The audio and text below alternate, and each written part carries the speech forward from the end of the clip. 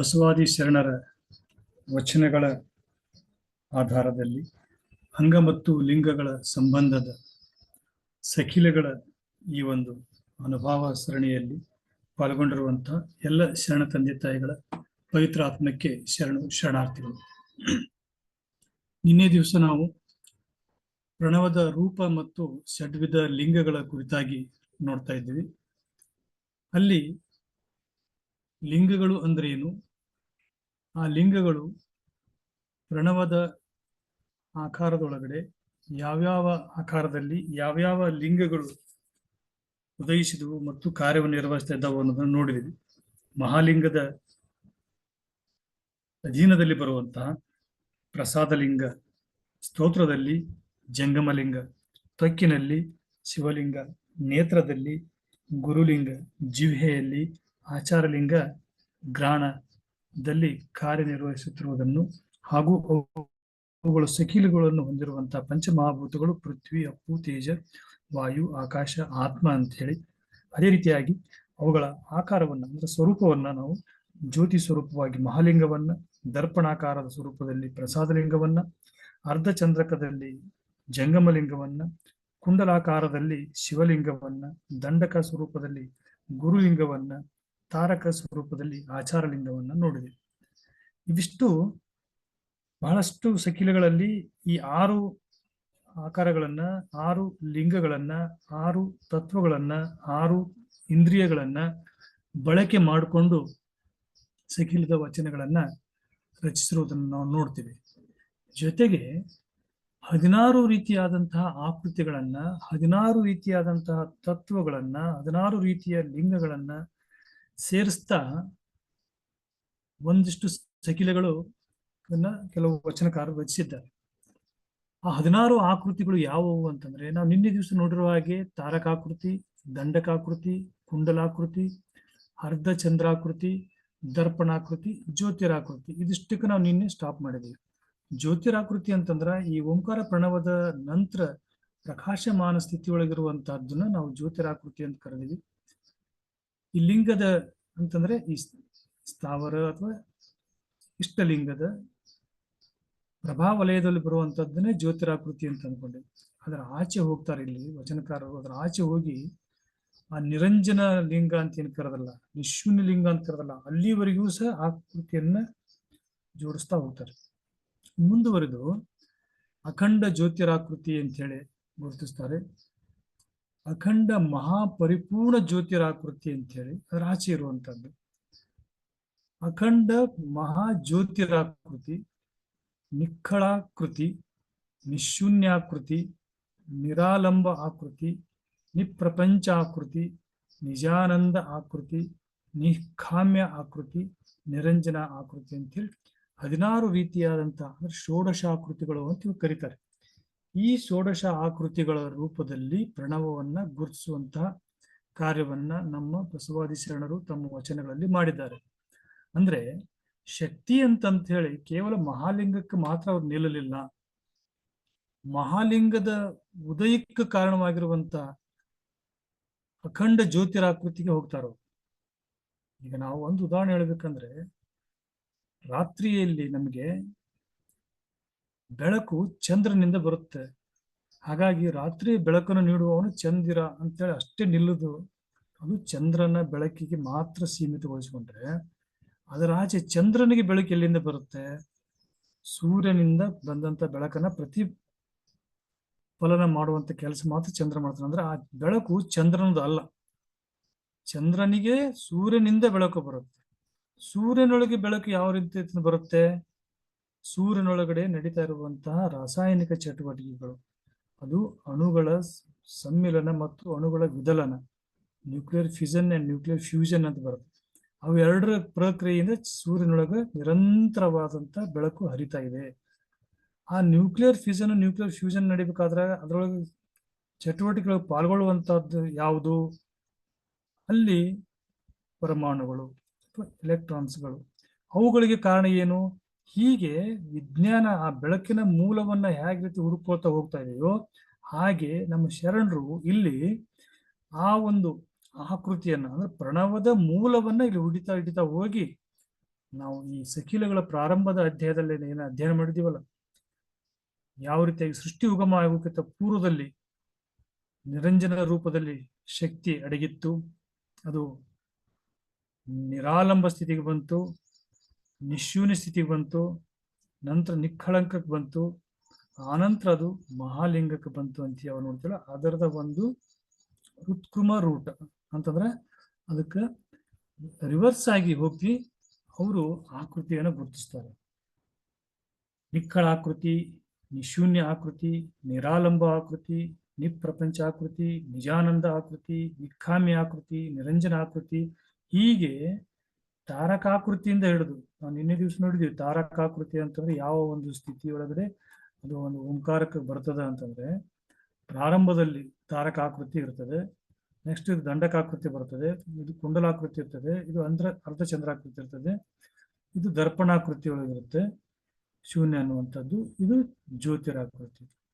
ಇಲ್ಲಿ ದರ್ಪಣಾಕೃತಿ ಅಂತಂದ್ರೆ, ದರ್ಪಣ ಅಂತಂದ್ರೆ ಪ್ರತಿಫಲನ, ನಮ್ಮ ಮುಖವನ್ನು ನಮಗೆ ಕಾಣಿಸುವಂತದ್ದು. ಅದನ್ನೇ ಇಲ್ಲಿ ಸ್ಥಾವರಲಿಂಗದೂ ಸಹ ಈ ಆಕೃತಿಗಳನ್ನು ಜೋಡಿಸಿದಾಗ ಇಲ್ಲಿ ನಮ್ಮ ಪ್ರತಿಬಿಂಬವನ್ನು ಪ್ರತಿನಿಧಿಸುವಂತಹ ರೂಪದೊಳಗ ಇರುವಂತ ಸ್ಥಳ, ಇದನ್ನ ದರ್ಪಣಾಕೃತಿ ಅಂತ ಇರ್ತಾರೆ. ನಮ್ಮ ಇಷ್ಟಲಿಂಗಕ್ಕೆ ತಗೊಂಡ್ರೆ ಇವೆಲ್ಲವೂ ಸಹ ಇದರೊಳಗಡೆ ಅಡಗಿರ್ತಾವ. ಅದನ್ನ ಅಷ್ಟವಿಧ ಸಕಿಲಗಳೊಳಗ ಬರ್ತದೆ. ಇಷ್ಟಲಿಂಗದ ಮೂಲಕವಾಗಿನೇ ಈ ಪ್ರಣವದ ಎಲ್ಲಾ ಆಕಾರಗಳನ್ನ ಅವರು ಹೇಳ್ತಾ ಹೋಗ್ತಾರೆ. ನಾವು ನಿನ್ನೆ ನೋಡಿದೀವಿ, ಎಲ್ಲಾ ಆಕೃತಿಗಳನ್ನ ನಾವು ರಿವರ್ಸ್ ಆಗಿ ಅಂದ್ರೆ ಶಕ್ತಿಯ ಉಗಮ ಸ್ಥಳಕ್ಕೆ ಹೋದಾಗ ನಮ್ಮ ಅಂತರಂಗದ ಮೂಲಕ ನಾವು ಅದನ್ನು ಸಂದರ್ಶಿಸಬಹುದು. ಪಿಂಡಾಂಡ ಬೇರೆ ಅಲ್ಲ, ಬ್ರಹ್ಮಾಂಡ ಬೇರೆ ಅಲ್ಲ. ಅನೇಕ ವಚನಕಾರರು ಹೇಳೋದು ಪಿಂಡಾಂಡ ಬ್ರಹ್ಮಾಂಡವು ಒಂದೇ ತರ ಇದೆ. ಬ್ರಹ್ಮಾಂಡದೊಳಗಡೆ ನಾವು ಏನೇನು ಕಾಣ್ತಿದೆಯಲ್ಲ ನಮ್ಗೆಲ್ಲ ಎಲ್ಲ ಗೋಚರಿಸುವಂತ ಎಲ್ಲ ಅಂಶಗಳು ಈ ಪಿಂಡಾಂಡದೊಳಗೂ ಇದ್ದಾವೆ. ಹಾಗಾಗಿ ನಾವು ಬ್ರಹ್ಮಾಂಡವನ್ನ ನೋಡ್ಬೇಕಂತ ಹೇಳಿ ಯಾವುದೋ ಒಂದು ವ್ಯೋಮ ನೌಕೆಯನ್ನು ಇಟ್ಕೊಂಡು ಹೋಗುವ ಅವಶ್ಯಕತೆ ಇಲ್ಲ. ಧ್ಯಾನದ ಮೂಲಕ ಇಷ್ಟಲಿಂಗದ ನಿರೀಕ್ಷೆಯ ಮೂಲಕ ನಾವು ಅಂತರಂಗ ಪಯಣವನ್ನ ಮಾಡಬಹುದು. ಅಂತರಂಗ ಪಯಣದಲ್ಲಿ ಏನೇನು ಕಾಣ್ತೀವಿ ಅನ್ನೋದನ್ನು ಕುರಿತಾಗಿ ಸೂಕ್ಷ್ಮ ಶರೀರದ ಒಂದು ತಿಳುವಳಿಕೆ ನಮಗೆ ಬರ್ತಾ ಇದೆ. ನಾವು ಪ್ರಾರಂಭದಲ್ಲಿ ನಾವು ಕೇವಲ ಒಂದು ಶರೀರಧಾರಿಗಳಲ್ಲ, ನಾವು ತನುತ್ರಯದವರು, 3 ಶರೀರವನ್ನು ಧಾರಣ ಮಾಡಿದಂಥವ್ರು. ಬಾಹ್ಯವಾಗಿ ಗೋಚರಿಸ್ತಾ ಇರುವಂತ ಸ್ಥೂಲ ಶರೀರ, ಅಂತರಂಗದೊಳಗ ಅನುಭವವನ್ನು ಕೊಡುವಂತ ಸೂಕ್ಷ್ಮ ಶರೀರ, ಈ ಎರಡೂ ಶರೀರವನ್ನ ನಡೆಸ್ತಾ ಇರುವಂತ, ಎರಡೂ ಶರೀರಕ್ಕೆ ಅಧಿಪತಿಯಾಗಿರುವಂತ ಅಥವಾ ಎರಡೂ ಶರೀರವನ್ನ ಒದ್ದಿಯೂ ಹೊದ್ದದಂತೆ ಇರುವ ಒಂದು ಶರೀರ, ಅದೇ ಕಾರಣ ಶರೀರ. ನಾವು ನೋಡಿದ್ವಿ ಪ್ರಾರಂಭದಲ್ಲಿ ಯಾವ್ಯಾವ ಶರೀರದೊಳಗ ಏನೇನು ಚಟುವಟಿಕೆಗಳದಾವ, ಯಾವ್ಯಾವ ಶರೀರವನ್ನ ಇರುವಂತ ತತ್ವಗಳು ಅಂತೇಳಿ. ಸ್ಥೂಲ ಶರೀರದೊಳಗ ಕರ್ಮೇಂದ್ರಿಯಗಳು, ಜ್ಞಾನೇಂದ್ರಿಯಗಳು, ವಿಷಯಗಳು, ವಾಯುಗಳು, ಅಂತಃಕರಣಗಳು, ಆತ್ಮಗಳು ಅನ್ನುವಂಥ 25 ತತ್ವಗಳಿದ್ದರೆ, ಸೂಕ್ಷ್ಮ ಶರೀರದೊಳಗಡೆ ಕರ್ಮೇಂದ್ರಿಯಗಳು, ಜ್ಞಾನೇಂದ್ರಿಯಗಳು, ವಿಷಯಗಳು, ಜೊತೆಗೆ ಪ್ರಮುಖವಾಗಿ ಮನ ಮತ್ತು ಬುದ್ಧಿ ಅನ್ನುವಂಥದ್ದು. ಈ ಮನಸ್ಸು ಎಲ್ಲಿರ್ತದೆ, ಬುದ್ಧಿ ಎಲ್ಲಿರ್ತದೆ ಅಂತಂದ್ರೆ ಅದು ಸೂಕ್ಷ್ಮ ಶರೀರದ ಅಂಶ, ಅದು ತತ್ವ. ಅದು ಸ್ಥೂಲ ಶರೀರಕ್ಕೆ ಮನ ಮತ್ತು ಬುದ್ಧಿ ಇಲ್ಲ. ಹಾಗಾಗಿ ಮನ ಮತ್ತು ಬುದ್ಧಿಯಿಂದ ನಾವು ಏನಾದ್ರು ಕೆಲಸ ಮಾಡ್ತೀವಿ ಅಂದ್ರೆ ಅದು ಸೂಕ್ಷ್ಮ ಶರೀರದಿಂದ ಮಾಡ್ತೀವಿ ಅಂತ ಅರ್ಥ. ಹಾಗೇನೆ ಕಾರಣ ಶರೀರಕ್ಕೆ ಇವು ಯಾವ ಕರ್ಮೇಂದ್ರಿಯಗಳಿಲ್ಲ, ಜ್ಞಾನೇಂದ್ರಿಯಗಳಿಲ್ಲ, ವಿಷಯಗಳಿಲ್ಲ, ವಾಯುಗಳಿಲ್ಲ, ಅಂತಃಕರಣಗಳಿಲ್ಲ, ಮನಸ್ಸು ಇಲ್ಲ, ಬುದ್ಧಿನೂ ಇಲ್ಲ. ಅದಕ್ಕಿರುವಂತ ಕೇವಲ ಚಿತ್ತು ಮತ್ತು ಅಹಂಕಾರ ಮತ್ತು ಆತ್ಮ ಅಂತೇಳಿ.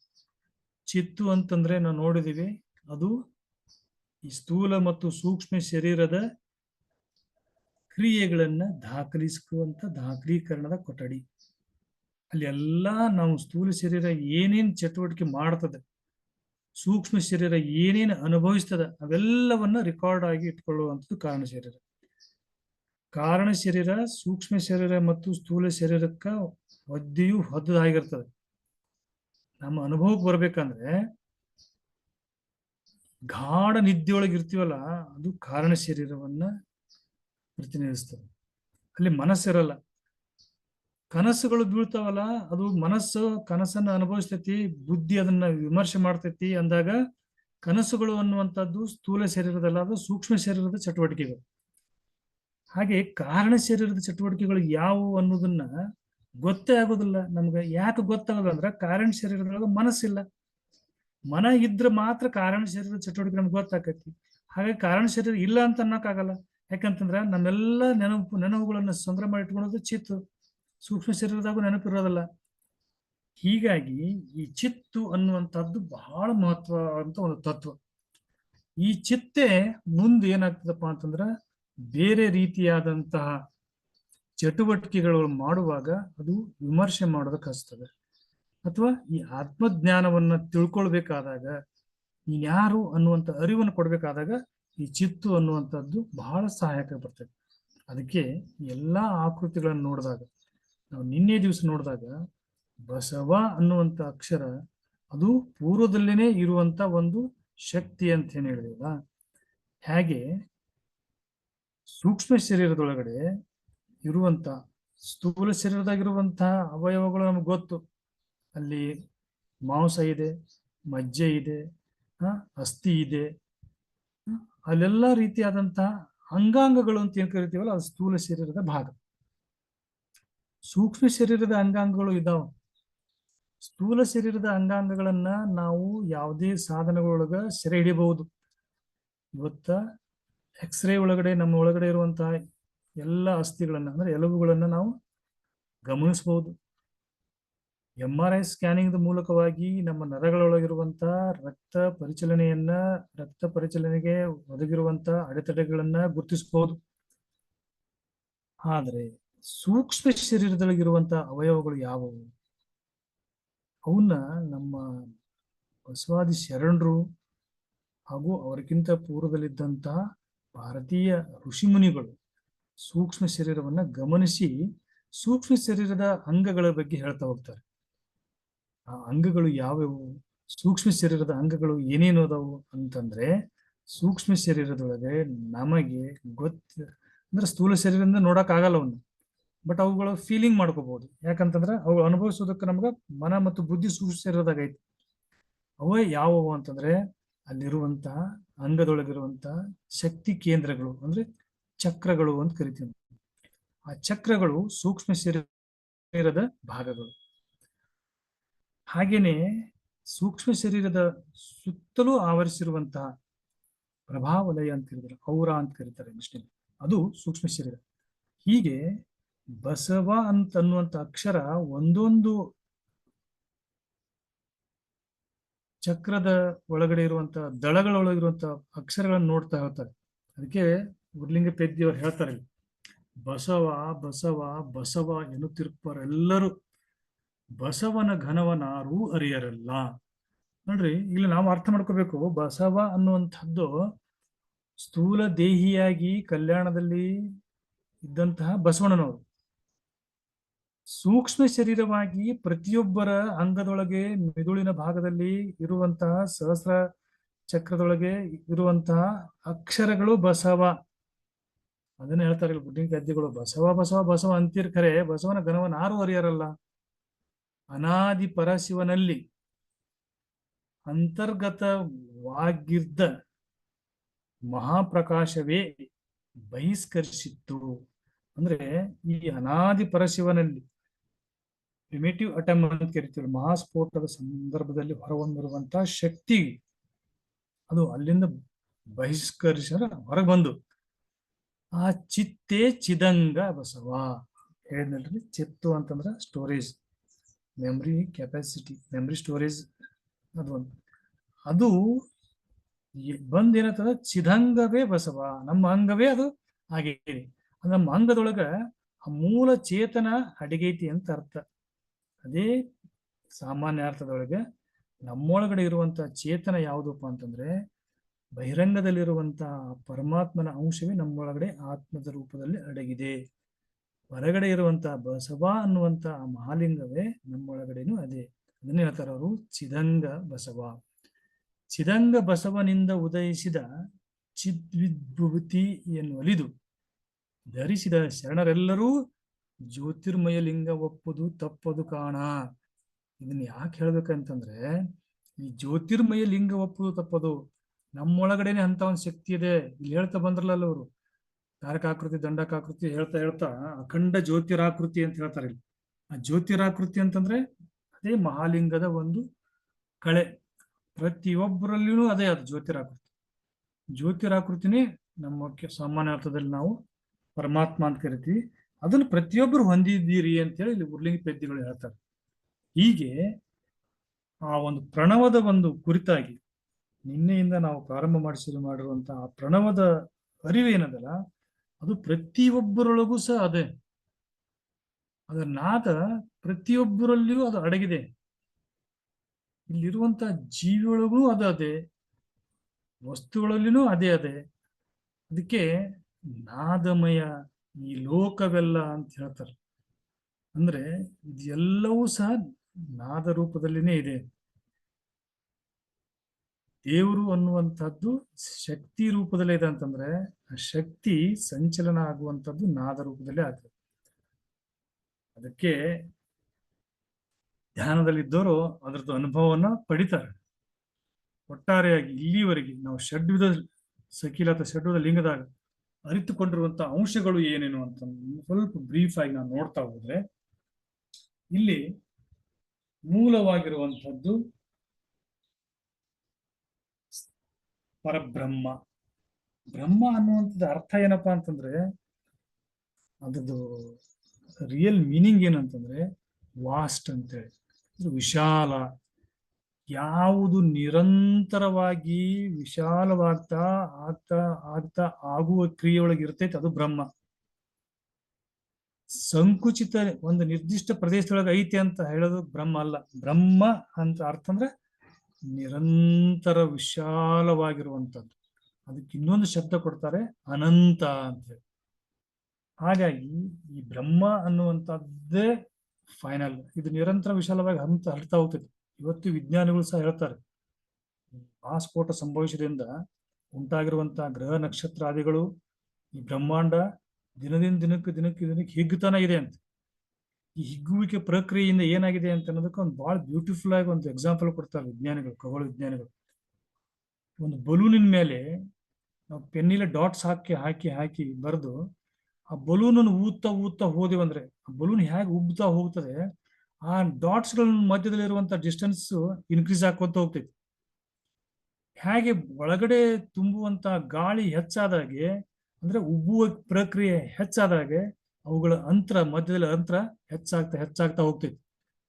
ಈ ಹೆಚ್ಚಾಗುವಂತ ಈ ನಿರಂತರವಾಗಿ ಪರಸ್ಪರ ದೂರ ಸರಿಯುವ ಪ್ರಕ್ರಿಯೆ ಐತಲ್ಲ, ಈ ದೂರ ಸರಿಯುವಂತ ಅನಂತ ರೂಪದೊಳಗ ವಿಸ್ತಾರವಾಗುವುದನ್ನೇ ಬ್ರಹ್ಮ ಅಂತ ಅರ್ಥ. ಬ್ರಹ್ಮ ಅನ್ನುವಂಥದ್ರ ಶಬ್ದಶಃ ಅರ್ಥ ವಿಶಾಲ, ಅನಂತ. ಅದಕ್ಕೆ ಎಷ್ಟೆಷ್ಟು ಪರಸ್ಪರ ದೂರ ಸರಿಯಾಕತ್ತಾವ ಇಲ್ಲ ಗ್ರಹ ನಕ್ಷತ್ರಗಳು ಅಂತಂದ್ರೆ, ಇತ್ತೀಚೆಗೆ ವಿಜ್ಞಾನಿಗಳು ಒಂದು ಮಾತು ಹೇಳಿದ್ರು, ಇನ್ನು ಮುಂದೆ ದಿನಕ್ಕ 25 ತಾಸು ಆಗ್ತಾವಂತ. ಅಂದ್ರೆ ಡಿಸ್ಟೆನ್ಸ್ ಜಾಸ್ತಿ ಆಯ್ತು ಸೂರ್ಯ ಮತ್ತು ಭೂಮಿ ನಡುವೆ. ಭೂಮಿ ಸೂರ್ಯನ ಸುತ್ತಬೇಕಾದ್ರೂ ಭೂಮಿ ತನ್ನ ಮೇಲೆ ಸುತ್ತಬೇಕಾದ್ರೂ ಟೈಮ್ ಹೆಚ್ಚಿತ್ತು ಹೋಗ್ತಂತ 25 ತಾಸು ಆಗ್ತಾವಂತೇಳಿ. ಇದು ಇನ್ನು ಬಹಳ ದಿನಗಳು ಬೇಕಾಗಲ್ಲ. ಹೀಗೆ ನೋಡ್ರಿ, ಅವಾಗ ಆ ಬ್ರಹ್ಮ ಪದಕ್ಕೆ ಅರ್ಥವನ್ನು ಕೊಟ್ಟಿರುವಂತದ್ದು. ಇವತ್ತು ವಿಜ್ಞಾನಿಗಳು ಈ ಬ್ರಹ್ಮ ಪದಕ್ಕೆ ಅರ್ಥ ಕೊಡುವಂಥದ್ದು, ಅವರು ಬ್ರಹ್ಮಾಂಡ ವಿಶಾಲವಾಗಿದೆ, ನಿರಂತರವಾಗಿ ಹಾಗೆ ಹಿಗ್ತಾ ಇದೆ ಅಂತ ಹೇಳೋದಕ್ಕೂ, ಇವತ್ತು ವಿಜ್ಞಾನಿಗಳು ಸಹ ನಿರಂತರವಾಗಿ ಹಿಗ್ತದೆ ಅನ್ನೋದಕ್ಕೂ, ಇವೆರಡೂ ತತ್ವಗಳನ್ನು ನಾವು ಸಮೀಕರಣ ಮಾಡಿ ನೋಡ್ತಾ ಹೋದಾಗ ನಮ್ಮ ವಚನಕಾರರು ತಿಳಿದುಕೊಂಡಿರುವಂತಹದ್ದು ಸತ್ಯ ಒಂದಿಷ್ಟು ಮೌಢ್ಯತೆಯಿಂದ, ಮೂಢನಂಬಿಕೆಯಿಂದ ಕೂಡಿಲ್ಲ. ಇದು ವೈಜ್ಞಾನಿಕ ಸತ್ಯ ಅನ್ನೋದನ್ನ ನಾವು ಅರ್ಥೈಸ್ಕೊಳ್ಬೇಕಾಗ್ತದೆ. ಎಷ್ಟು ಸೈಂಟಿಫಿಕ್ ಆಗಿ ಹೇಳ್ತಾರೆ ಅವರು. ಈ ಅಂಗ ಮತ್ತು ಲಿಂಗ ಸಂಬಂಧದನ್ನ ನಾವು ಸಕಿಲ ಅಂತಂದೀವಿ ಅಂದಾಗ ಇಲ್ಲಿ 2 ಭಾಗ ಮಾಡ್ತೇವೆ. ಅಂಗ ಉಪಾಸಕ, ಲಿಂಗ ಉಪಾಸ್ಯ ಅಂತೇಳಿ. ಅಂದ್ರೆ ಪೂಜ್ಯ, ಪೂಜಿಕ. ಸೊ ಅಂಗದೊಳಗಡೆ ಬರುವಂತಹವು 3 ಅಂಗಗಳು: ತ್ಯಾಗಾಂಗ, ಭೋಗಾಂಗ, ಯೋಗಾಂಗ. ಅದನ್ನ ನಾವು ಸ್ಥೂಲ, ಸೂಕ್ಷ್ಮ, ಕಾರಣ ಅಂತ ಕರಿತೀವಿ. ಆ ಕಡೆ ಲಿಂಗಕ್ಕೆ ಬಂದ್ರೆ ಇಷ್ಟಲಿಂಗ, ಪ್ರಾಣಲಿಂಗ, ಭಾವಲಿಂಗ. ಸ್ವಲ್ಪ ಈ ಚಾರ್ಟ್ ಅನ್ನ ನಾವು ಅರ್ಥ ಮಾಡ್ಕೊಂಡ್ಬಿಟ್ರೆ ಆಲ್ಮೋಸ್ಟ್ ಆಲ್ ಸಕೀಲಗಳು ನಮ್ಗೆ ಅರ್ಥ ಆದವು ಅಂತಾನೆ ಅರ್ಥ. ಈ ಅಂಗಕ್ಕೂ ಮತ್ತು ಲಿಂಗಕ್ಕೂ ನಾವು ಈಗ ಲಿಂಕ್ ಅನ್ನ ಮಾಡಬೇಕು, ಜೋಡಿಸ್ಬೇಕು, ಸಕೀಲವನ್ನು ಮಾಡಬೇಕು. ಹೇಗೆ? ಪ್ರಾರಂಭದಲ್ಲಿ ಇರುವಂತಹ ತತ್ವ ಒಂದೇ, ಅದು ಪರಬ್ರಹ್ಮ ತತ್ವ. ಎಲ್ಲವೂ ಸಹ ಉದಯಿಸಿರುವುದು ಅದೇ ಮೂಲ ತತ್ವದಿಂದ. ಅದೂ ಸಹ ಎಲ್ಲಿಂದ ಬಂತು ಅನ್ನೋದಕ್ಕೆ ಅನೇಕ ವಚನಗಳನ್ನು ನಾವು ಪ್ರಾರಂಭದಲ್ಲಿ ಸೃಷ್ಟಿ ವಚನಗಳನ್ನು ನೋಡಿದ್ವಿ. ಏನು ಏನು ಇಲ್ಲದ ಬಗೆಗಳು ಒಂದು ಬಗೆಗಳಾದ ಬಣ್ಣ ತೆಲೆದೋರಿತ್ತು, ಆ ಬಣ್ಣನು ಬಯಲು ಶೃಂಗರಿಸಲು ಸ್ವರೂಪಗೊಂಡಿತ್ತು. ಇಂತಪ್ಪು ಸ್ವರೂಪ ತಾನೇ ನಮ್ಮ ಗುಹೇಶ್ವರ ಲಿಂಗದ ಪ್ರಥಮ ಭಿತ್ತಿ ಅಂತೇಳಿ ಹಲವು ಪ್ರಭುಗಳೇನು ಹೇಳಿದ್ರಲ್ಲ, ಆ ರೀತಿಯಾಗಿ ಫಸ್ಟಿಗೆ ಇರುವಂತಹದ್ದೇ ಪರಬ್ರಹ್ಮ. ಅದನ್ನೇ ನಮ್ಮ ವಚನಕಾರರು ಮಹಾಲಿಂಗ ಅಂತ ಕರೆದರು. ಅದಕ್ಕಿಂತ ಹಿಂದ್ಗಡೆ ಹೋದಾಗ ನಿರಂಜನ, ನಿಷ್ಕಲ, ನಿಶೂನ್ಯ, ಶೂನ್ಯಲಿಂಗ ದಾಟಿ ಮಹಾಲಿಂಗ ಬರುತ್ತೆ. ಸ್ಫೋಟ ಆದ ನಂತರ ಬರುವಂತಹದ್ದೇ ಇವೆಲ್ಲ ವಿಚಾರಗಳು. ಸ್ಫೋಟ ಆಗುವತ್ನಾಗ ಇದ್ದಂತಹ ಲಿಂಗಕ್ಕೆ ಮಹಾಲಿಂಗ ಅಂತ ಶರಣ ಕರೀತಾರೆ. ಆ ಮಹಾಲಿಂಗದಿಂದ ಅಂಗಗಳು ಮತ್ತು ಲಿಂಗಗಳು ಉದಯಿಸಿದವು ಅಂತ ಹೇಳ್ತಾರೆ. ಅಂಗಗಳು 3, ಲಿಂಗಗಳು 3, ಇವೆರಡು ಸೇರಿ 6. ಇದನ್ನು ಸಣ್ಣ ಗಮನಿಸವರಿ. ಷಡ್ವಿಧ ಸಕಿರಗಳು ಅಂತೀವೊಂದು ಪ್ರತಿಯೊಂದು ಆರ್ ಆಗುವಂಗನೇ ಜೋಡಿಸಿದ್ದಾರೆ ಇಲ್ಲಿ. 3 ಅಂಗ 3 ಲಿಂಗ ಸೇರಿ 6. ಮತ್ತೆ ನೋಡ್ರಿ ಏನ್ ತೋರಿಸ್ತಾರೆ, ಲಿಂಗದೊಳಗಡೆ ಇಷ್ಟಲಿಂಗ ಸ್ಥೂಲತನುವಿಗೆ ಸಂಬಂಧಪಡುತ್ತೆ, ಪ್ರಾಣಲಿಂಗ ಸೂಕ್ಷ್ಮತನುಕ್ಕೆ, ಭಾವಲಿಂಗ ಕಾರಣ ಶರೀರಕ್ಕೆ. ಅಲ್ಲಿಯೂ ಸಹ ಮತ್ತೆ ಸ್ಥೂಲ ಶರೀರದ ಲಕ್ಷಣ ಏನಂದ್ರೆ ತನು ದೇಹ, ಸೂಕ್ಷ್ಮ ಶರೀರದ ಲಕ್ಷಣ ಅಂದ್ರೆ ಮನಸ್ಸು, ಕಾರಣ ಶರೀರದ ಲಕ್ಷಣ ಅಂದ್ರೆ ಭಾವ. ಮೊನ್ನೆ ನೋಡಿದೀವಿ ಒಂದು ಉದಾಹರಣೆ. ಒಂದು ಹಣ್ಣು ತಿನ್ನಬೇಕು ಅಂತ ಅನಿಸುವಂತದ್ದು ಸ್ಥೂಲ ಶರೀರದ ಭಾವ ಅಲ್ಲದು. ತಿನ್ನಬೇಕು ಅಂತ ಅನಿಸ್ಬೇಕಾದ್ರ ಕಾರಣ ಶರೀರದೊಳಗಿರುವಂತ ಭಾವದೊಳಗ ಇಚ್ಛೆ ಪ್ರಕಟ ಆಗ್ಬೇಕು. ಆ ಇಚ್ಛೆ ಪ್ರಕಟ ಯಾವಾಗ ಅಂತಂದ್ರೆ ಕಾರಣ ಶರೀರದ ಚಿತ್ತಿನೊಳಗ ಅದ್ರದ್ದು ಒಂದು ಅನುಭವ ಸ್ಟೋರ್ ಆಗಿರ್ತದೆ. ಹಿಂದೆ ಯಾವಾಗೋ ಒಂದು ಹಣ್ಣು ತಿಂದಾಗ ಅದ್ರ ರುಚಿ ಅನ್ನುವಂಥದ್ದು, ಆ ಹಣ್ಣಿನ ವಾಸನೆ ಅನ್ನುವಂಥದ್ದು, ಆ ಹಣ್ಣಿನ ಮಧುರತೆ ಅನ್ನುವಂಥದ್ದು, ಇದೆಲ್ಲವೂ ಸಹ ಚಿತ್ತಿನೊಳಗೆ ಸ್ಟೋರ್ ಮಾಡ್ಕೊಂಡು ಕಾರಣ ಶರೀರ ಹಿಡಿದಿಟ್ಟುಕೊಂಡಿರ್ತೈತಿ. ಅವಾಗ ಹಣ್ಣನ್ನು ನೋಡಿದ ತಕ್ಷಣನೇ ಆ ಕಾರಣ ಶರೀರ ತನ್ನ ಚಿತ್ತದೊಳಗಿರುವಂತ ಆ ಒಂದು ಅಂಶಗಳನ್ನ, ಆ ಹಣ್ಣು ಎಷ್ಟು ರುಚಿ ಇದೆ, ಆ ಹಣ್ಣು ಯಾವ ವಾಸನೆ ಇದೆ, ಅದು ಹಣ್ಣು ಯಾವಾಗ ತಿಂದಿದ್ಯೋ ಅನ್ನೋದನ್ನ ಅದು ಮನಸ್ಸಿಗೆ ಟ್ರಾನ್ಸ್ಫರ್ ಮಾಡುತ್ತೆ ಆ ಡಾಟಾಸನ್ನು. ಅವಾಗ ಸ್ಥೂಲ ಶರೀರದಿಂದ ಸೂಕ್ಷ್ಮ ಶರೀರದಿಂದ ಸ್ಥೂಲ ಶರೀರಕ್ಕೆ ಬಂದಾಗ ಮನಸ್ಸು ಅಂತೈತಿ, ಅದು ಹಣ್ಣು ತಿನ್ಬೇಕು, ಅದನ್ನು ರುಚಿ ಅದ ಅಂತೇಳಿ. ಅವಾಗ ಸ್ಥೂಲ ಶರೀರಕ್ಕೆ ಸಿಗ್ನಲ್ ಪಾಸ್ ಆಗ್ತದೆ. ಸ್ಥೂಲ ಶರೀರ ಏನ್ ಮಾಡ್ತದೆ, ತನ್ನೊಳಗಡೆ ಇರುವಂತಹ ತತ್ವಗಳು ನೋಡಿದೀವಿ ನಾವು, 25 ತತ್ವಗಳು. ಅವು ಕರ್ಮೇಂದ್ರಗಳಿರ್ಬೋದು, ಜ್ಞಾನೇಂದ್ರಗಳಿರ್ಬೋದು, ವಾಯುಗಳಿರ್ಬೋದು, ಕರ್ಣಚತುಷ್ಕ, ಅವುಗಳ ಸಹಾಯದಿಂದ ಆ ಹಣ್ಣನ್ನು ಅದು ಪಡ್ಕೋತದೆ. ಅಂದ್ರೆ ತನ್ನ ಕರ್ಮೇಂದ್ರಿಯ ಆಗಿರುವಂತ ಕೈಯನ್ನು ಮುಂದಕ್ಕೆ ಚಾಚಿ ತೆಗೆದುಕೊಂಡು ತನ್ನ ಕರ್ಮೇಂದ್ರಿಯ ಆಗಿರುವಂತ ಬಾಯಿಗೆ ಅದನ್ನ ಇಟ್ಟು ಚೀಪಿದಾಗ, ತನ್ನ ಕರ್ಮೇಂದ್ರಿಯ ಆಗಿರುವಂತ ನಾಲಿಗೆ ರುಚಿ ತಗೊಂಡಾಗ, ತನ್ನ ಕರ್ಮೇಂದ್ರಿಯ ಮೂಲಕವಾಗಿ ಬುದ್ಧಿ ಅಂದ್ರೆ ಸ್ಥೂಲ ಶರೀರ ಕಳಿಸಿ ಬುದ್ಧಿಯ ಮೂಲಕ ಆ ಹಣ್ಣಿನ ರುಚಿಯನ್ನು ಅನುಭವಿಸಿದಾಗ ತೃಪ್ತಿ ಅಂತ ಬರ್ತಾರೆ. ಅದು ಮತ್ತು ಭಾವಲಿಂಗಕ್ಕೆ ಸಂಬಂಧಪಡುತ್ತೆ, ಅದು ಕಾರಣ ಶರೀರ. ಹೀಗೆ ಒಂದು ಏನೇ ಚಟುವಟಿಕೆ ಮಾಡಬೇಕಾದಾಗೂ ಈ 3 ಅಂಗಗಳು 3 ಲಿಂಗಗಳು ಕಾರ್ಯವನ್ನು ನಿರ್ವಹಿಸ್ತಾವೆ. ಇದು ಷಡ್ವಿಧ ಸಕಿಲದ ಸ್ಥೂಲ ಪರಿಚಯ. ಇನ್ನು ನಾವು ಇದ್ರೊಳಗಡೆ ನೋಡ್ತಾ ಬಂದೇವೆ ಅಂದ್ರೆ, ಈಗ ಬರೋಣ. ತ್ಯಾಗಾಂಗದೊಳಗಡೆ 2 ಸ್ಥಳಗಳನ್ನ ಮಾಡ್ತಾರೆ, ಭಕ್ತ ಸ್ಥಳ, ಮಹೇಶ ಸ್ಥಳ. ಭೋಗಾಂಗಕ್ಕೆ ಸಂಬಂಧಪಟ್ಟಂಗ ಪ್ರಸಾದಿ ಸ್ಥಳ, ಪ್ರಾಣಲಿಂಗ ಸ್ಥಳ. ಇಲ್ಲಿ ನೋಡ್ರಿ, ಭೋಗಾಂಗ ಅಂತ ಹೇಳಿದಿವಿ. ಹಣ್ಣುವನ್ನು ತಿಂದುವಾಗ ಅದು ಒಂದೊಂದು ಅಂತರಂಗದೊಳಗಿರುವಂತ ಕರ್ಮೇಂದ್ರಿಯಗಳು ಅವನ್ನ ಅನುಭವಿಸುವಂತದ್ದು ಪ್ರಸಾದ ಮತ್ತು ಪ್ರಸಾದ ಲಿಂಗಿ ಅನ್ನುವಂಥದ್ದು ಸ್ಥೂಲ ಶರೀರಕ್ಕೆ ಜೋಡಿಸಿದ್ದಾರೆ. ಹಾಗೇನೆ ಅದ್ರ ಹಣ್ಣಿನ ರುಚಿಯನ್ನ ಅನುಭವಿಸಿದ ಮೇಲೆ ಅದು ಐಕ್ಯ ಆಗ್ತದಲ್ಲ, ತೃಪ್ತಿ, ಅದು ಯೋಗಾಂಗಕ್ಕೆ ಅಂದ್ರೆ ಕಾರಣ ಶರೀರಕ್ಕೆ ಸಂಬಂಧಪಟ್ಟ. ಇಲ್ಲಿಯೂ ಸಹ 6 ತತ್ವಗಳು: ಭಕ್ತ, ಮಹೇಶ, ಪ್ರಸಾದಿ, ಪ್ರಾಣಲಿಂಗಿ, ಶರಣ, ಐಕ್ಯ. ಇವು 6 ಸ್ಥಳಗಳು. ಇನ್ನು ಈ ಕಡೆ ಬರ್ರಿ, ಲಿಂಗದ ಕಡೆ. ನಾವು ನಿನ್ನೆ ದಿನ ನೋಡಿದೀವಿ. ಇಲ್ಲಿವರೆಗೆ ನಾವು ಅಧ್ಯಯನ ಮಾಡಿದ್ದನ್ನ ಮಾತ್ರ ನಾವು ರಿವಿಷನ್ ಮಾಡ್ತಾ ಇದ್ದೀನಿ. ಇಲ್ಲಿ ದಿನ ನಾವು ನೋಡಿದಾಗ ಇಷ್ಟಲಿಂಗಕ್ಕೆ ಸಂಬಂಧಪಟ್ಟಂತ 2 ಲಿಂಗಗಳು: ಆಚಾರಲಿಂಗ, ಗುರುಲಿಂಗ ನೋಡಿದೀವಿ ನಾವು. ಪ್ರಾಣಲಿಂಗಕ್ಕೆ ಸಂಬಂಧಪಟ್ಟಂತ 2 ಲಿಂಗಗಳು: ಶಿವಲಿಂಗ, ಜಂಗಮಲಿಂಗ. ಭಾವಲಿಂಗಕ್ಕೆ ಸಂಬಂಧಪಟ್ಟಂತ 2 ಲಿಂಗಗಳು: ಪ್ರಸಾದಲಿಂಗ, ಮಹಾಲಿಂಗ. ಇವೆಲ್ಲ ನೋಡಿದೀವಿ ನಾವು. ಆಚಾರಲಿಂಗ ಅಂತಂದಾಗ ಅದು ಯಾವ ಒಂದು ಅಂಗಕ್ಕೆ ಸಂಬಂಧಪಡ್ತದೆ ಅಂದ್ರ ಅದು ನಾಸಿಕಕ್ಕೆ ಸಂಬಂಧಪಡ್ತದೆ. ಗುರುಲಿಂಗ ಅನ್ನುವಂಥದ್ದು ನಾಲಿಗೆಗೆ ಸಂಬಂಧಪಡ್ತದೆ. ಶಿವಲಿಂಗ ಅನ್ನುವಂಥದ್ದು ಕಣ್ಣಿಗೆ ಸಂಬಂಧಪಡ್ತದೆ. ಜಂಗಮಲಿಂಗ ಅನ್ನುವಂಥದ್ದು ವಾಯುತತ್ವದ ಚರ್ಮಕ್ಕೆ ಸಂಬಂಧಪಡ್ತದೆ. ಪ್ರಸಾದಲಿಂಗ ಅನ್ನುವಂಥದ್ದು ಕಿವಿಗೆ ಆಕಾಶ ತತ್ವ. ಮಹಾಲಿಂಗ ಅನ್ನುವಂಥದ್ದು ಆತ್ಮ ಪರಿಣಾಮ ತತ್ವ. ಹೀಗೆ ಇಲ್ಲಿ ಬದ್ಧ ಸ್ಥಳಗಳು 6, ಲಿಂಗಗಳು 6. ಈ 6 ಲಿಂಗಗಳು ಈ 6 ಸ್ಥಳಗಳನ್ನ ಪ್ರಭಾವಿಸಿ ಏನ್ ಮಾಡ್ತಾವಪ್ಪ ಅಂತಂದ್ರ ಅನುಭವವನ್ನ ನೀಡ್ತಾವು. ಇತ್ತೀಚೆಗೆ ಈ ಅನುಭವ ಅನ್ನುವಂಥದ್ದು ಕಾನ್ಸಿಯಸ್ ಅನ್ನುವಂಥ ರೂಪದೊಳಗಡೆ ವಿದೇಶಿಗರು ಅಧ್ಯಯನ ಮಾಡ್ತಾ ಇದ್ದಾರೆ. ಈ ಅನುಭವ ಅನ್ನುವಂಥದ್ದು ಏನಿದ್ರು ಇಲ್ಲಿ ತನಕ ಮನೋವಿಜ್ಞಾನಿಗಳಿಗೆ ಪ್ರಜ್ಞೆ ಅನ್ನುವಂಥದ್ದೇ ದೊಡ್ಡದಾಗಿತ್ತು. ಬಹುಶಃ ಅವ್ರಿಗೆಲ್ಲ ವಚನಗಳು ಗೊತ್ತಿಲ್ಲ, ವಚನಕಾರರು ಗೊತ್ತಿಲ್ಲ. ಗೊತ್ತಿದ್ರಪ್ಪ ಅಂದ್ರೆ ಅನುಭವದ ಬಗ್ಗಿನ ಚಿಂತನೆ ನಡೀತಿತ್ತೇನೋ ಪಾಶ್ಚಿಮಾತ್ಯ ಮನೋವಿಜ್ಞಾನಿಗಳ ಒಂದು ಪ್ರಯೋಗಾಲಯದಲ್ಲಿ. ಆದ್ರೆ ಅವ್ರು ಕೇವಲ ಪ್ರಜ್ಞೆಗೆ ಫೈನಲ್ ಅನ್ಕೊಂಡು ಪ್ರಜ್ಞೆನೇ ಅಂತಿಮವಾಗಿರುವಂತದ್ದು ಮನುಷ್ಯನ ಒಂದು ಜ್ಞಾನದ ಅಂತಿಮ ಸ್ಥಿತಿ ಪ್ರಜ್ಞೆ ಅನ್ಕೊಂಡಿದ್ರು. ಇತ್ತೀಚೆಗೆ ಅವರು ಆ ಪ್ರಜ್ಞೆಯನ್ನು ದಾಟಿ ಕಾನ್ಶಿಯಸ್ನೆಸ್ ದಾಟಿ ಅರಿವು ಬಂದು ಅಲ್ಲಿ ಈ ಕಾನ್ಶಿಯಸ್ ಬಗ್ಗೆ ಸ್ಟಡಿ ಮಾಡ್ತಾ ಇದ್ದಾರೆ. ಅದ್ರ ಕುರಿತಾಗಿ ಸಾಕಷ್ಟು ಮೆಡಿಕಲ್ ಫೀಲ್ಡ್ ಒಳಗೂ ಸ್ಟಡಿ ನಡೆದಿದೆ. ಕಾನ್ಶಿಯಸ್ನೆಸ್ ಮೈಂಡಿನ ಯಾವ ಒಂದು ಭಾಗದಾಗ ಕ್ರಿಯೇಟ್ ಆಗ್ತದೆ, ಅದು ಯಾವ್ಯಾವ ಕೆಮಿಕಲ್ಸ್ ರಿಯಾಕ್ಷನ್ ದಿಂದ ಆಗ್ತದೆ, ಧ್ಯಾನಕ್ಕೆ ಕುಂತಾಗ ಆ ಕೆಮಿಕಲ್ಸ್ಗಳು ಏನಾದ್ರು ರಿಲೀಸ್ ಆಗ್ತಾವೆ, ಯಾವ್ಯಾವ ಗ್ರಂಥಿಯಿಂದ ರಿಲೀಸ್ ಆಗ್ತಾವೆ, ಅವು ಗ್ರಂಥಿಯಿಂದ ರಿಲೀಸ್ ಆಗ್ಬೇಕಾದ್ರೆ ಅವು ಸ್ಟಿಮ್ಯುಲೇಟ್ ಮಾಡುವಂತ ಎನರ್ಜಿ ಯಾವುದು. ಹೀಗೆ ಅದು ಮನೋವಿಜ್ಞಾನದೊಳಗೂ ಈ ಒಂದು ಸ್ಥಿತಿ ಬಗ್ಗೆ ಅಧ್ಯಯನ ನಡೆದದ.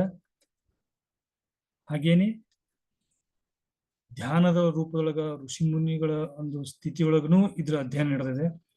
ಇವರೆಲ್ಲರ ಅಧ್ಯಯನದ ಫಲಿತಾಂಶ ಏನದಲ್ಲ ಅದು ನಮ್ಮ ವಚನಕಾರರ ಅರಿವು ಮತ್ತು ಅನುಭವದ ಶಬ್ದಕ್ಕೆ ಸಮಾಧಾನ.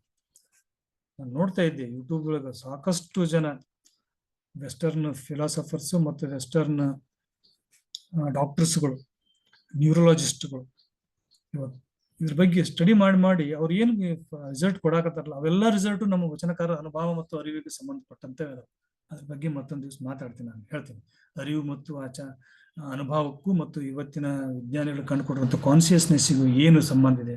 ಕಾನ್ಸಿಯಸ್ನೆಸ್ ಅಂತ ಅವ್ರು ಬಂದು ಏನು ಸ್ಟೇಜ್ ನಿಲ್ತಾರಲ್ಲ ಅದು ನಮ್ಮ ವಚನಕಾರರ ಅರಿವು ಮತ್ತು ಅನುಭವಕ್ಕೆ ಸಂಬಂಧಪಟ್ಟಂತ ಅವರ ಎಲ್ಲಾ ರಿಸಲ್ಟ್ಗಳು ಸಾಕಷ್ಟು ವಚನದೊಳಗೆ ಬಂದಿದಾವೆ.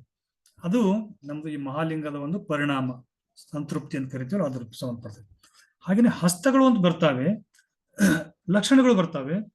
ಲಕ್ಷಣಗಳೊಳಗ ಶ್ರದ್ಧಾ ಭಕ್ತಿ, ನಿಷ್ಠಾಭಕ್ತಿ, ಅವಧಾನ ಭಕ್ತಿ, ಅನುಭವ ಭಕ್ತಿ, ಆನಂದ ಭಕ್ತಿ, ಸಮರಸ ಭಕ್ತಿ. ಇಷ್ಟೊತ್ತು ನಾನು ಹೇಳಿದ್ರೆ ಅವೆಲ್ಲವೂ ಸಹ ಇಲ್ಲಿ ಬರ್ತಾವೆ ಆನಂದ ಮತ್ತು ಸಮರಸ ಭಕ್ತಿ ಒಳಗೆ.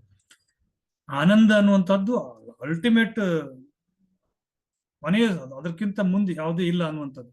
ಆನಂದನೇ ಈ ಒಂದು ಆಧ್ಯಾತ್ಮಿಕದೊಳಗ ಒಬ್ಬ ಸಾಧಕನ ಗಳಿಸುವಂತ ಪರಮ ಸ್ಥಿತಿನೇ ಆನಂದ.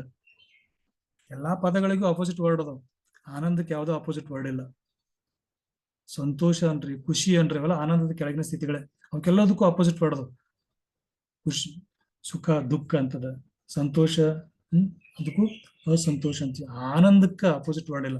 ಯಾಕಂದ್ರೆ ಎಲ್ಲವನ್ನೂ ಅಂತಿಮವಾಗಿರುವಂತ ಒಂದು ಬ್ಲಿಸ್ಫುಲ್ ಅಂತ ಕರೀತಾರೆ ಇಂಗ್ಲಿಷ್ನಲ್ಲಿ.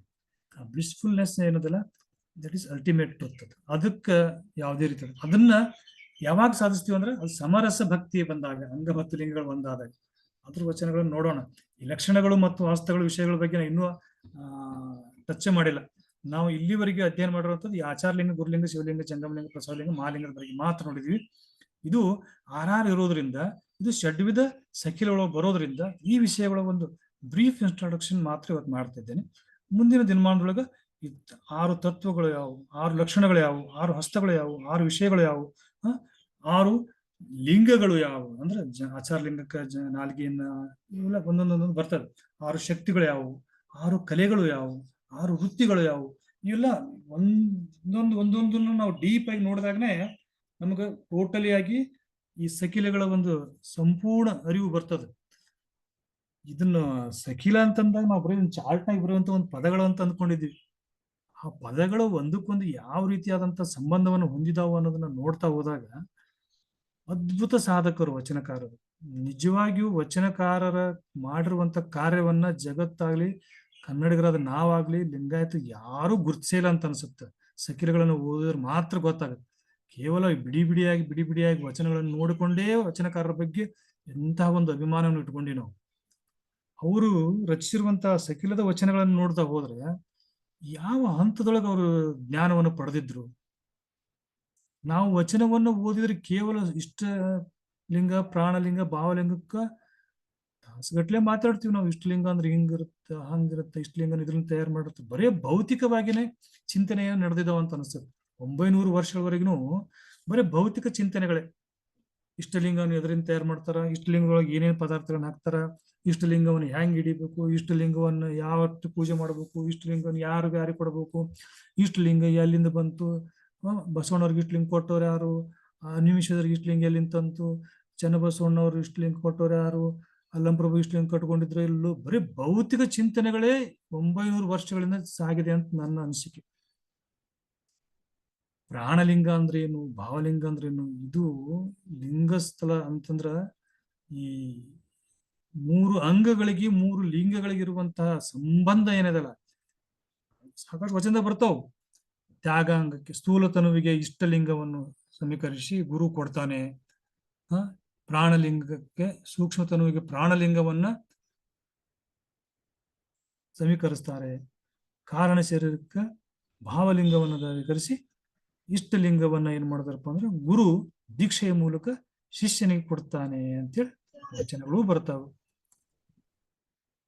ಇವತ್ತಿಗೆ ನಮ್ಮ ಮಧ್ಯದಲ್ಲಿ ಇಷ್ಟಲಿಂಗದ ಅನುಭವದಿಂದ ಮಾತನಾಡುವಂತಹ ಮತ್ತು ಪ್ರತಿಯೊಬ್ಬರಿಗೂ ಇಷ್ಟಲಿಂಗದ ದೀಕ್ಷೆಯನ್ನು ಕೊಡುವಂತ ಪ್ರಕ್ರಿಯೆ ಆಗಿರ್ಬೋದು, ಇಷ್ಟಲಿಂಗದ ಕುರಿತಾಗಿ ಅದರ ಮಹತ್ವವನ್ನು ತಿಳಿಸುವಂತದ್ದಾಗಿರ್ಬೋದು, ಇಷ್ಟಲಿಂಗವನ್ನ ಪೂಜಿಸಿದ ನಂತರ ಪಡೆಯುವಂತ ಅನುಭವದ ಬಗ್ಗೆ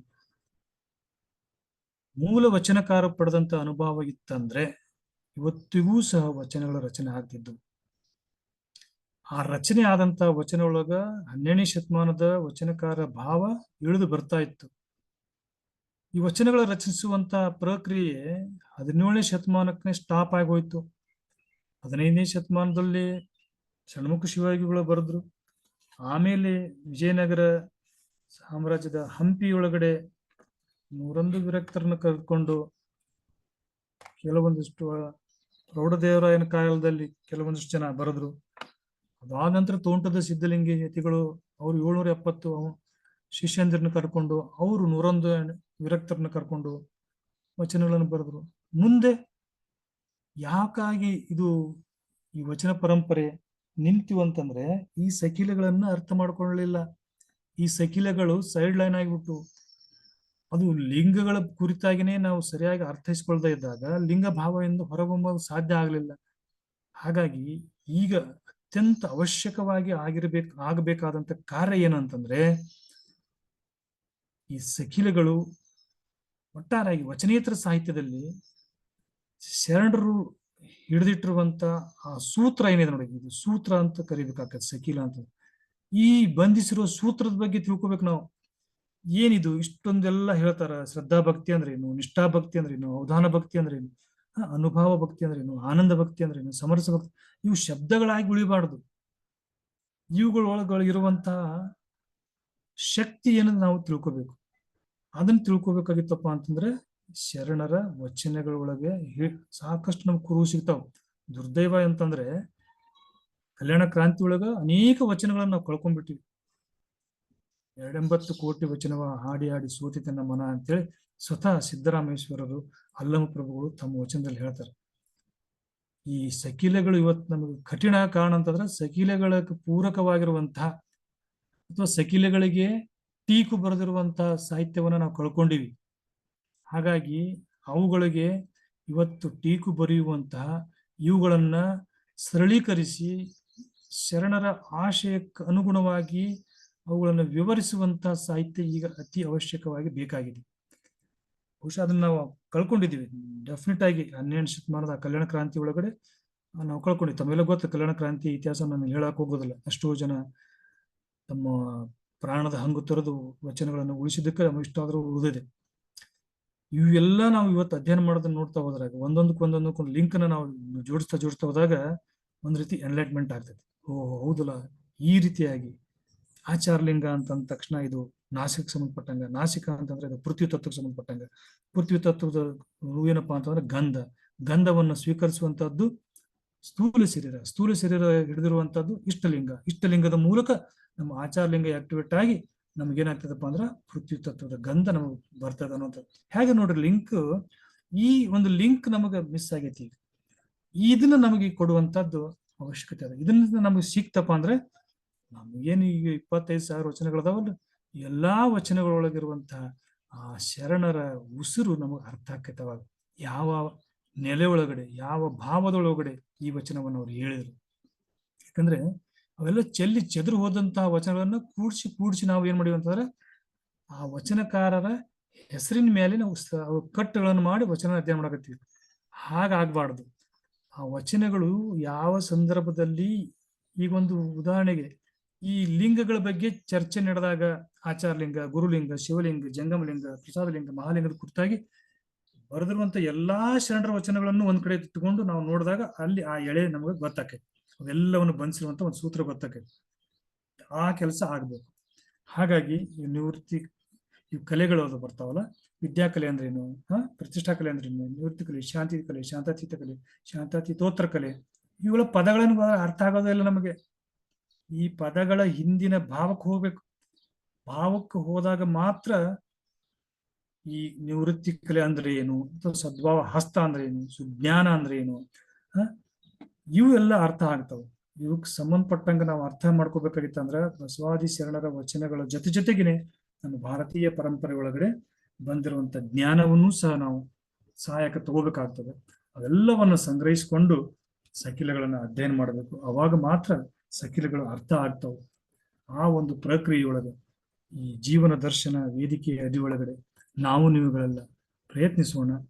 ಮುಂದಿನ ದಿನಮಾನಗಳು ಅಂದ್ರೆ ಇಲ್ಲಿ ತನಕ ನಾನು ಇವೆಲ್ಲ ಸ್ಥಳಗಳ ಬಗ್ಗೆ ಹೇಳೋ ಅವಶ್ಯಕತೆ ಇಲ್ಲ. ಭಕ್ತ ಮಹೇಶ ಪ್ರಸಾದ್ ಇವೆಲ್ಲ ಸಾಮಾನ್ಯವಾಗಿ ನಮ್ಮೆಲ್ಲರಿಗೂ ಪರಿಚಯ ಇರುವಂತಹದ್ದು.